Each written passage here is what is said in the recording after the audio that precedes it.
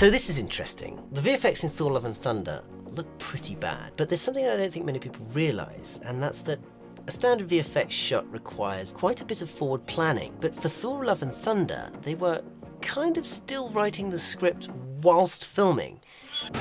So using this movie as an example, I want to show you what happens to the VFX when you don't plan ahead, and how the VFX literally couldn't have been any better.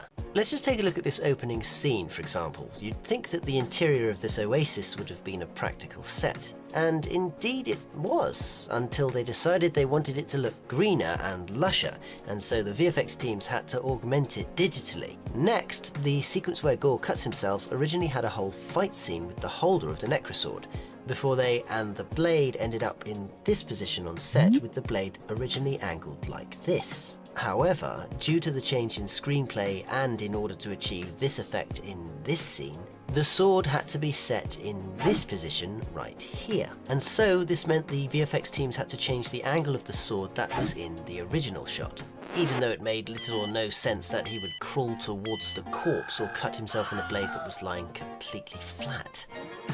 Later on in the scene, we meet the god Rapu, who you would assume would be an actor in a costume on a physical set. And indeed he was, until they decided they wanted to make some artistic changes. During principal photography, the actor looked like this, and in the final movie, he looked like this. So not only did the VFX artists have to scrap all of his costume for every single frame, they also had to junk all the original sets that the costume touched. So Rapu's whole performance, costume and parts of the set that had been built were reduced to this, and all had to be reconstructed in post. This scene continues and Rapu grabs Gorr by the neck and lifts him up. Now on set this was done practically, with this guy here providing Gorr's swinging motion. However, and I'm actually going to blame the VFX supervisor for this one, as it's a mistake that I often notice with rigs, and that's that Gorr's centre of gravity is actually in the wrong place. What they should have done is have Gorr in a harness and then put the centre of gravity around his neck, because that's where Rapu is holding him from, so that's where he would naturally swing from. And of course it didn't look right, and so they had to fix it digitally later on. However, something that isn't the VFX supervisor's fault, and is once again a consequence of having changed the script, is that the other characters were cut entirely. Like this guy here, this guy in red, and this character here, as these characters were all part of the fight with the holder of the Necrosword scene that was removed.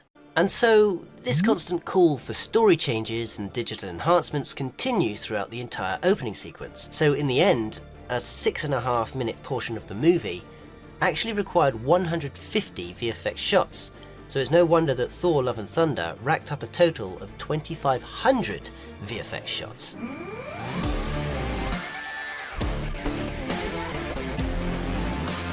Take this scene. Like a lot of scenes in the movie, this was shot using Industrial Light and Magic's Stagecraft, which is basically a massive wall of LED screens that can show any imagery you want. The VFX teams created digital environments that could be displayed on these screens and used as a live set background. But unfortunately, Love and Thunder's final backgrounds had to be so detailed that they would be too heavy for the current hardware playback limitations. So the backgrounds they made for every shot in the movie that used Stagecraft volume had to be substituted for the revised and more detailed versions later in post.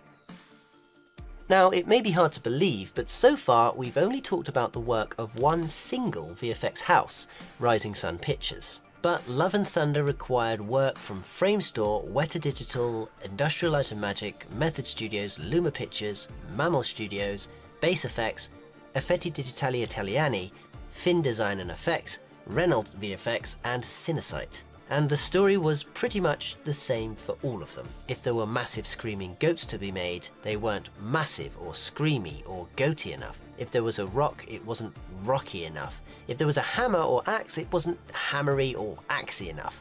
And if there was a CG floating head, well, let's just ignore that one, eh? Yeah, probably best. The point is that even after overcoming all these challenges and constant changes, after putting in long days and hours of hard work, Thor Love and Thunder was still criticised for having bad CGI, and the blame for this was placed squarely and solely on the shoulders of the VFX artists. But is it really their fault?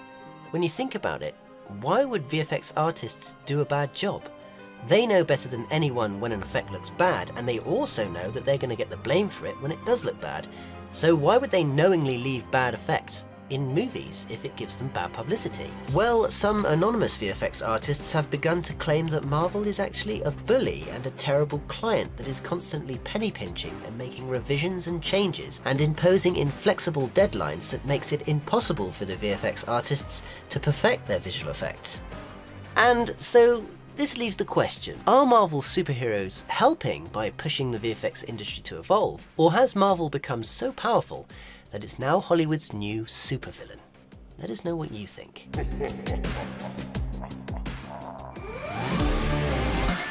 Support Mr. Green by sending us a super thanks. Just click on the thanks button under the video and choose an amount to donate. This will ensure Mr. Green gets a new banana. He will be happy. Also, we really appreciate every last one of you guys, so stay safe and thanks for watching our video.